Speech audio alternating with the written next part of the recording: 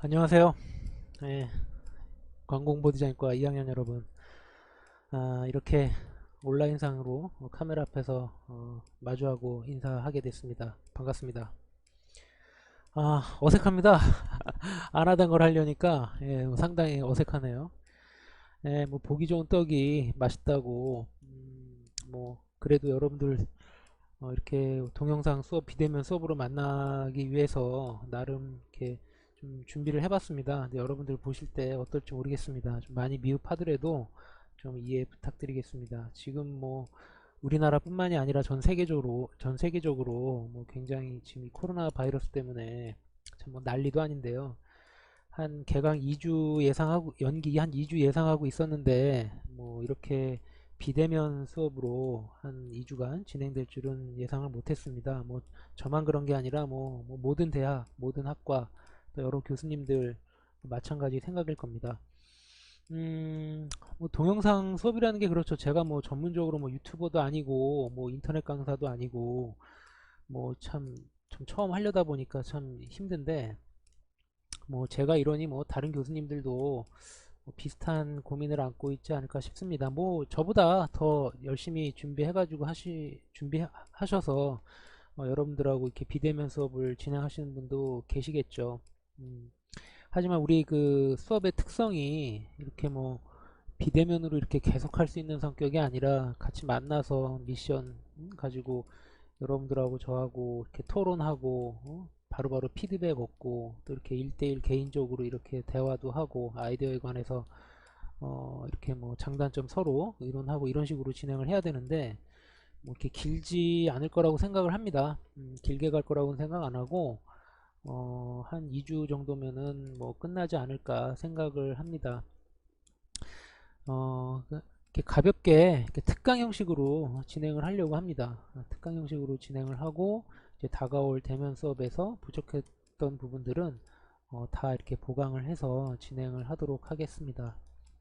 자, 그러면 제가 준비한 강의를 시작하도록 하겠습니다.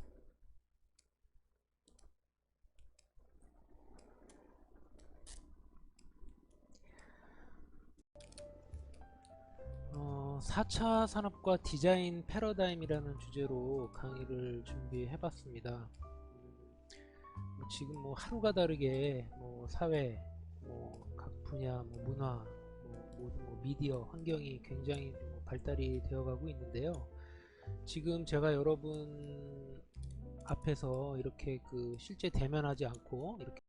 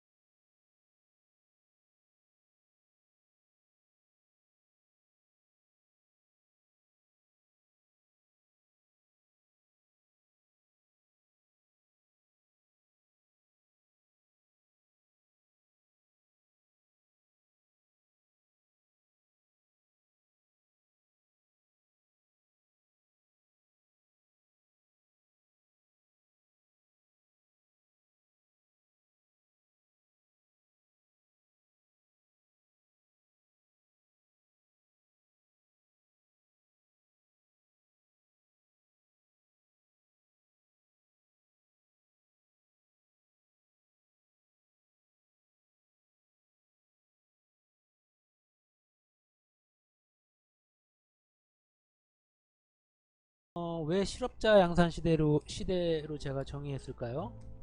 AI가 지배하는 AI 의지하는 시대, 빅데이터.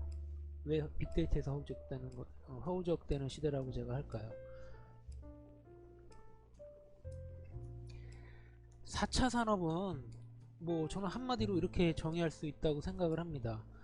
뭐 미래에는 뭐 여기 나와 있는 대로 뭐 운전이 불법이라고 했죠. 왜 그럴까요?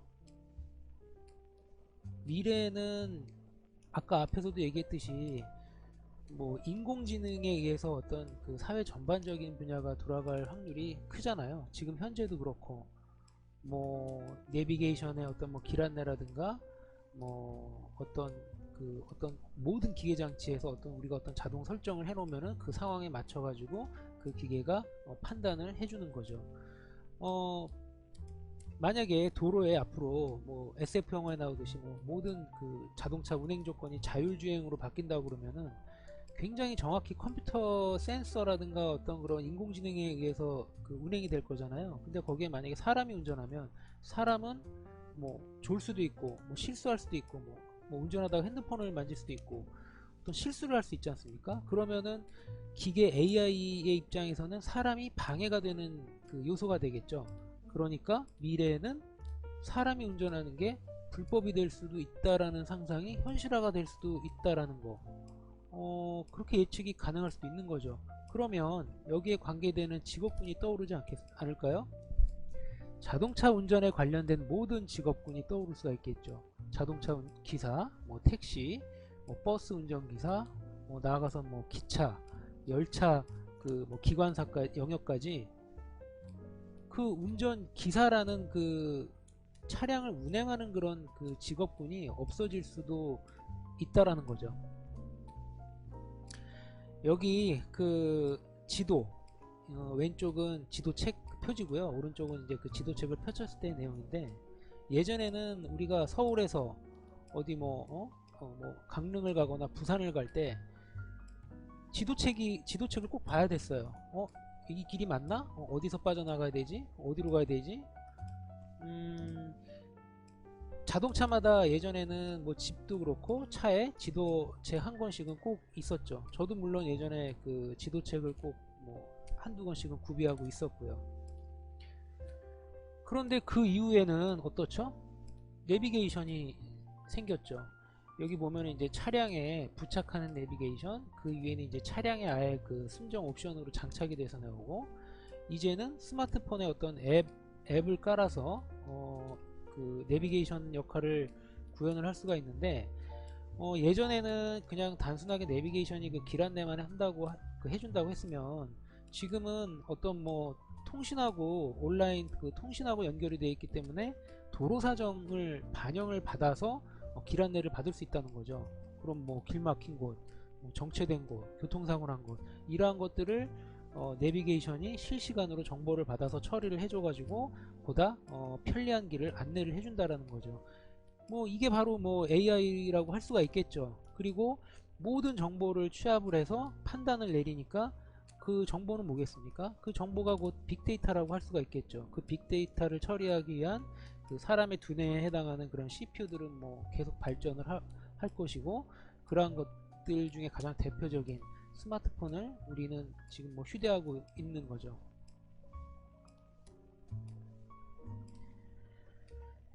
여기 보이는 거는 뭡니까? 휴대용이라고 할 수 없나요? 사람이 직접 들고 움직여서 사용을 해야만 활용할 수 있는 청소도구죠. 얘 혼자 절대로 움직일 수가 없죠.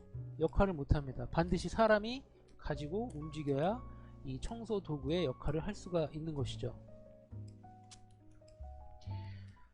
이거는 뭔가요?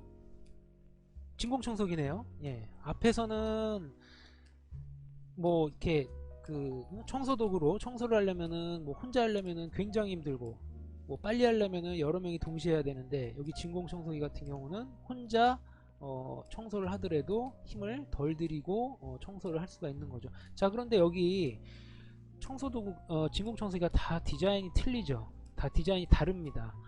근데 기능은 동일할 것이고요. 여기 뭐 이렇게 그 뭐 유선 청소기 이런 거는 뭐 무선 청소기, 소형 뭐 청소기 이렇게 있죠. 자, 그런데 여기에서 우리가 기능이 같다면 어떠한 기준으로 제품을 선택을 할까요? 디자인이겠죠. 기왕이면 다 먹지만 내가 마음에 드는 그 외형, 색상 이러한 것을 기준으로 제품을 선택을 하게 되겠죠. 진공청소기에만 국한되는 건 아니겠죠. 모든 사물 제품 마찬가지겠죠. 이거 뭘까요? 로봇 청소기죠? 예. 아까 요 앞에 진공 청소기는 사람이 직접 이렇게 움직이면서, 움직이면서 청소를 해야 된다고 하면, 이 로봇 청소기는 그 자기가 알아서 바닥을 돌아다니면서 그 먼지 같은 거를 이제 흡수를 하죠. 이제 앞에 센서나 뭐 모터 이런 게 달려있기 때문에 이제 지나가면서 뭐 장애물이 나타나면은 뭐 피해가고, 사람 발을 뭐 하고 뭐 부딪히면 피해가고, 이런 식으로 이제 청소를 하는 거죠. 아까에 비해서 뭔가 그 CPU, 그 인공지능에 해당하는 장치들이 이제 부가적으로 들어가야 되는 거겠죠. 자, 근데 제가 여기서 말을 끝내려고 하는 게 아니라, 제가 해외에 이런 토픽을 본 적이 있어요. 로봇 청소기가 도둑을 잡다. 무슨 말이냐면, 그 이 로봇 청소기에 그 어떤 움직임 센서가 달려 있고 카메라가 달려 있고 와이파이를 이용한 어떤 그런 통신 기능이 그 장착이 돼 있었어요. 그래서 또 외부에 어떤 침입자가 왔는데 이 로봇 청소기에 달려있는 동작 감지 센서가 작동을 하고, 카메라가 그 침입자 그 도둑의 사진을 촬영을 하고, 그거를 우리 흔하게 카톡이나 문자로 이렇게 뭐 전송하는 것처럼 경찰서하고 이 집주인한테 동시에 전송을 한 거죠. 그러면은 그 집주인이 바로 신고를 할 수 있는 거고, 우리 집에 도둑이 들어왔습니다. 뭐 경찰서에서는 저 집에 뭐 도둑이 들어왔네? 그래서 뭐 출동을 해서 그 도둑을 현장에서 잡을 수 있는 거죠. 그런 상황이 실제로 발생된 내용을 그 제가 어떤 그 토픽에서 본 적이 있어요. 뭐 그 로봇 청소기는 얼마나 그 기능이 대단한 건지 모르겠는데, 자, 지금 이 얘기는 로봇 청소기의 청소 기능에 플러스 알파 방범 기능까지 추가가 된 거죠. 자, 그러면 우리가 이 청소기를 두고 봤을 때 이 청소기가 어떠한 직업군을 지금 또 흡수를 하게 된 걸까요? 보안, 즉 또 뭐 경비원의 역할을, 경비원의 어떤 그런 직업군을 얘가 흡수를 할 수도 흡수를 한 셈이 되는 거죠. 자, 이렇게 청소기라는 아이템 하나가 어떤 특별한 특정한 어떤 직업군 하나를 흡수해서 소멸시킬 수 있는 가능성을 우리는 또 여기서 보게 되는 것이죠. 여기 지하철 사진 있죠? 열차, 지하철 열차 관련된 사진이 이미지가 보입니다. 예전에 제가 어렸을 때 서울에서 이러한 열차를 탔어요. 그때는 뭐 지하철 1, 2, 3, 4, 5선 이렇게 뭐 한참 막 지하철 공사하고 그런 기억이 나요. 이렇게 줄 서서 표를 사고 어떤 종이 티켓 같은 거 사면은 어떤 검표 요원들이 일일이 표를 이렇게 그 딸깍딸깍 호치키스 같은 걸 이렇게 찍어주고, 그렇게 하면서 그 지하철을 이용했었던 기억이 납니다. 뭐 새마을호, 무궁화호도 뭐 그런 식으로 어디 여행 갈 때 탔었던 기억이 나고요. 여기 앞에 기관사가 보이죠? 기관사가 보이고, 뭐 맨 뒤에는 어떤 문을 여닫는 역할을 하는 또 분도 있고. 자, 그런데 여기 지금 밑에 보면은 이 무인 경전철이에요. 의정부인가 경기도 쪽에 이렇게 무인 경전철이 있습니다. 기관사가 없습니다. 그 컴퓨터 프로그램 내지는 그 원격으로 조정을 해서 이제 열차가 움직이는 거죠. 여기 개찰구 보면 누가 뭐 표 받는 사람이 있나요? 그냥 뭐 자유롭게 뭐 지나가면서, 물론 표는 구입해야 되겠죠. 누가 뭐 특별하게 서서 표를 일일이 검사하는 사람도 없고, 뭐 당연히 뭐 역에서 뭐 표 살 필요 없고 온라인으로 이렇게 표를 예매하고. 자, 이것도 여기에서도 우리가 또 뭐를 할 수 있습니까? 기관사의 어떤 역할이 점점 줄어드는 모습을 볼 수 있고, 이렇게 자동화가 되다 보니 어떤 그 산업, 그 분야를 그 분야를 운영하는 어떤 필수 인력들이 축소될 수 있는 가능성을 보여주는 거죠.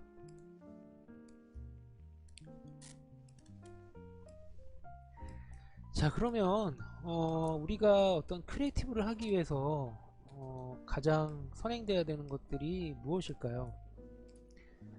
자, 생각나는 대로 뭐 변화가 있을 수 없겠죠. 항상 그렇게 생각했으니까. 뭐 다른 생각이 안 나니까. 자, 우리가 항상 하던 일, 뭐 변화를 뭐 별로 귀찮아하고, 뭐, 뭐 내가 봤을 때 어떤 뭐 특별하지 않은 거, 뭐 흔하니까 특별하지가 않은 거죠. 자, 내가 어떤 것을 봤을 때 특별하다면 내가 처음 본 걸 수가 있는 거거든요.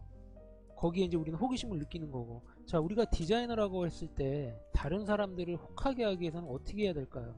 그냥 생각나는 대로 항상 그렇게 했으니까, 다른 생각이 안 나니까, 그렇게 떠오른 아이디어와 크리에이티브로 불특정 다수 상대방한테 보여줬을 때 그 사람으로 하여금 흥미를 불러일으킬 수 있을까요? 절대 기대할 수 없겠죠. 자, 그럼 우리가 고정관념이 무엇일까요? 이렇게 간단한 사례로 한번 보도록 하죠. 이거 여러분들 1학년 신입생 때 저하고 아마 했었을 텐데 기억이 나는지 모르겠어요. 자, 예전을 한번 되돌아보면서 다시 한번 리뷰를 해보도록 하죠.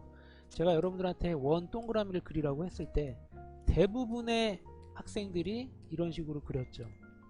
자, 지금 이제 신입생들, 또 2020학번 여러분들의 후배 신입생들이 들어올 텐데 이거는 지금 온라인 강의에서는 진행하지 못하고 신입생들한테는 이걸 이제 대면 강의에서 진행을 하려고 하는데, 또 어떻게 그리는 친구들이 나올까 좀 기대가 되기도 합니다.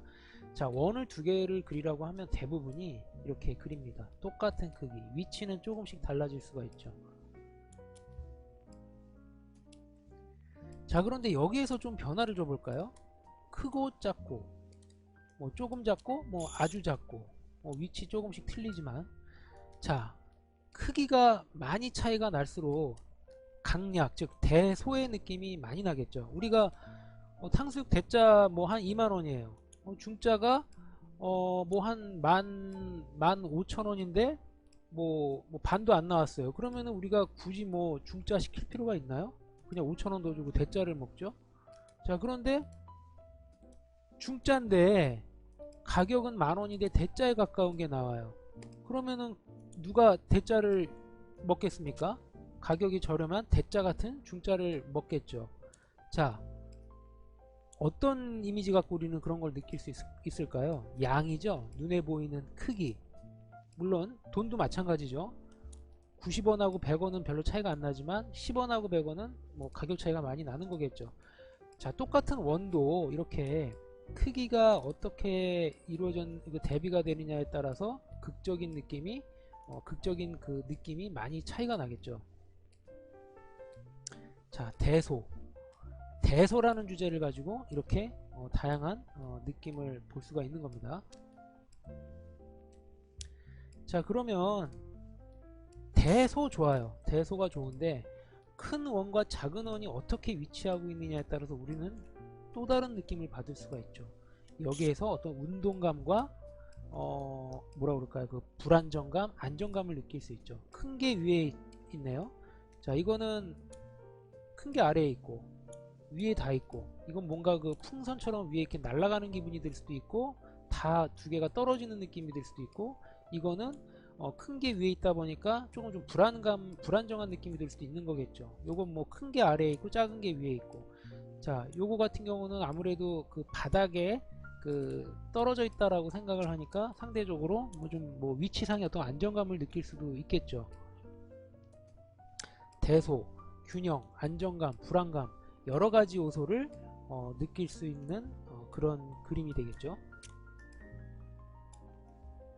자, 이건 뭘까요? 여기서부터 이제 재밌는 건데 10, 11, 0일까요? 어떻게 느껴지세요? 자, 이거는 뭐예요? 타원도 있고, 자, 이거는 훌라후프를 생각하세요. 동전을 옆으로 돌리면 일자로 보이죠. 자, 원을 옆으로 돌려서 그린 거죠. 마찬가지.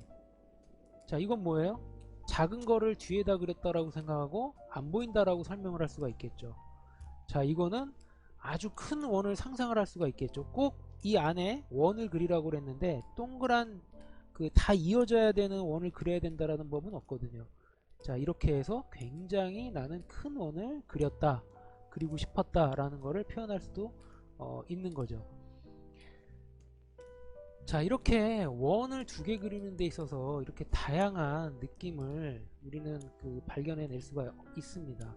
자, 대부분이 이 앞에 있는 형식으로 원을 그린다라는 거죠. 그럼 여러분들이 지금 여기 화면에 보여지는 이러한 원들을 그려낼 수 있다면 어떠한 다양한 미션에서 이러한 식의 어떤 그런 크리에이티브를 접근하고자 하는 노력을 기울인다면 거기에서 나오는 아이디어를 활용해서 어떤 그런 미션을 잘 아웃풋을 만들어냈을 때 그걸 보는 사람들로 하여금 관심과 혹하는 그런 기분을 끌어낼 수 있다는 거죠. 자, 그러면 디자인 크리에이티브는 무엇이라고 할 수 있을까요? 여기 사각형 두 개를 그렸습니다. 뭐처럼 보이나요? 자, 여기까지 그리면은 뭐 얘기하는 사람이 있어요. 화장실 문 아니에요? 그렇게 말하는 사람 있죠. 자, 이렇게 원을 두 개 추가하면은 어떻게 보이죠? 아, 정말 뭐 화장실 문일 수도 있겠구나. 문이겠구나. 이렇게 좀 확실하게 보이겠죠. 네, 화장실 문 맞습니다. 근데 제가 왜 두 개를 그렸을까요? 화장실, 남녀 구분이 되죠. 자, 여기에서 남자, 맨, 여자, 우먼 문자입니다. 정보. 내가 만약에 한글을 모르거나 영어를 모르면은 구분해서 들어갈 수가 없어요. 자, 여기에 그런데 생물학적 기호, 남자, 여자 생물학적 기호를 그려 놓으면은 뭐 언어를 모르더라도 세계 여러 나라 사람들 적어도 이 생물학적 기호를 아는 사람들은 이 표시를 보고 남자 화장실, 여자 화장실을 구분해서 들어갈 수가 있을 겁니다. 자, 이 위에는 뭘까요? 그럼 남자를 상징하는 게 이런 뭐 기호밖에 없을까요? 다양한 그림이 있을 수 있겠죠. 남자를 상징하는 뭐 구두도 있을 거고 뭐 모자도 있을 거고 뭐 양복도 있을 거고 넥타이 뭐 무궁무진하겠죠. 여자도 마찬가지고요. 뭐 하이힐, 모자, 뭐 리본 여러 가지 그 여자를 상징하는 비주얼들이 있을 겁니다. 자, 이렇게 문자, 언어, 워드, 텍스트, 타이포그래피 가지고 직관적으로 정보를 전달할 수 있지만 우리가 그 정보, 문자를 해석할 수 없으면 해석할 줄 모르면은 그 의미를 캐치할 수가 없습니다. 자, 기호. 기호는 문자가 아니지만 어떤 그런 뭐 우리가 뭐 산소 H2O 뭐 이런 그 화학기호처럼 모든 나라 사람들하고 어떤 공통된 약속이죠. 적어도 그 기본적인 공부를 한 사람들이라면은 이 생물학적 기호를 알고 있기 때문에 문자로 써 있으면은 못 알아볼 수도 있는데 기호를 보고 남녀를 구분할 수 있는 이제 남녀를 구분해낼 수가 있는 거죠. 자, 이제 여기서부터가 크리에이티브죠. 자, 여기서부터 그림 어떻게 남자 여자를 상징하는 아이디어를 떠올려서 뭐 보기 좋게 재밌게 멋있게 그려내느냐에 따라서 사람들한테 뭐 굉장한 그 호기심과 즐거움을 주면서 그 화장실 구분을 해서 자기가 들어가야 될 문, 남자는 뭐 남자, 여자는 여자 문으로 들어갈 수 있는 그런 기회를 주는 거겠죠. 자, 이게 바로 크리에이티브입니다. 자, 이렇게 그 남들한테 즐거움과 재미있는 그런 인상을 주면서 어떤 그런 의사소통, 커뮤니케이션을 하기 위해서는 많은 상식을 가지고 있어야 돼요. 많은 상식을 가지고 있고 아까 그 고정관념, 남자 화장실, 그냥 남자, 남자 형상 이렇게 그 디자인하는 것보다는 뻔한 디자인을 탈피해서 좀 더 획기적이고 참신한 아이디어로 남자 여자를 상징할 수 있는 아이디어를 끌어낸다면은 그 화장실이 있는 그 장소에 왔을 때 그 사람들로 하여금 어떤 그런 잊지 못할 그 재미있는 기억을 남겨줄 수가 있는 거죠. 이번에는 네 번째 비주얼 크리에이티브는 만국 공통어라는 내용으로 진행을 해보겠습니다. 이제 앞으로는 이 챕터에서는 다양한 이제 그 광고 사례를 가지고 이제 이야기를 나눌 예정인데요. 먼저 여기 그 발이 딱 보이네요. 근데 식스팩이 딱 합성이 되어 있습니다. 여기 잘 보면은 리벅이라는 스포츠 브랜드가 보이죠. 의도적으로 작게 한 것 같아요. 먼저 이 이미지가 눈에 들어오도록 하기 위해서. 자, 식스팩이 상징하는 거는 어떤 뭐 건강미죠. 건강미. 이 리벅이라는 브랜드가 스포츠 용품을 만드는 회사인데 여기 지금 발이 그려져 있다는 얘기는 이 회사의 제품 중에서 운동화를 좀 나타내고 싶은 거겠죠. 내가 만약에 러닝화나 농구화나 축구화나 야구화를 사려고 했을 때 이 리벅의 지금 이 광고를 보고 어떤 재미있는 기억이 남겨져 있다라면 그 사람은 리벅 매장, 리벅 브랜드 매장으로 들어갈 확률이 커지는 거죠. 자, 강의를 총 이렇게 총 2회에 나눠서 하려고 합니다. 이렇게 한 번에 다 가면은 이렇게 지루할 수가 있기 때문에 지금 오늘은 요 4회 네 번째 꼭지는 요 여기까지 요 그림 요 사례 하나로 마무리 짓는 걸로 하고요. 다음 회차에 나머지 광고 사례를 가지고 또 재밌게 한번 좀 풀어 나가도록 하겠습니다. 어떠셨나요? 뭐 많이 좀 뭐 어색할 수도 있고 좀 뭐 이렇게 제가 이렇게 하는데 진행을 하는데 좀 뭐 두서없는 경우도 있고 좀 말이 꼬이는 경우도 있고 그런데 그랬을 텐데 좀 여러분들 좀 잘 이해를 해주시고요. 뭐 하다 보면 익숙해지겠죠. 이 동영상을 강의를 만드는데 정말 아무한테도 도움 안 받고 혼자 뭐 그냥 급하게 이 비대면 수업 해야 된다고 그래가지고 정말 그 며칠 만에 그 정말 나름 좀 고생을 해서 만들었습니다. 뭐 저보다 뭐 더 잘 동영상을 만드는 친구들도 뭐 있을지 모르겠는데 뭐 좋은 것 같아요. 이번 기회에 저도 동영상을 제작하는 그런 어떤 툴 같은 것도 좀 접하게 됐고 또 이런 온라인 동영상 광고 동영상 그 수업 자료 수업을 동영상을 수업으로 활용하는 것도 나름 또 장점이 있을 수 있겠다라는 생각이 듭니다. 자, 아무튼 여러분들 그 만날 때까지 개인 건강 위생관리 철저하게 잘 하시고 건강한 모습으로 만나기를 기대하면서 이번 회차 강의는 여기서 줄이도록 하겠습니다. 다음 강의에서 다음 회차에서 만나도록 하겠습니다. 감사합니다.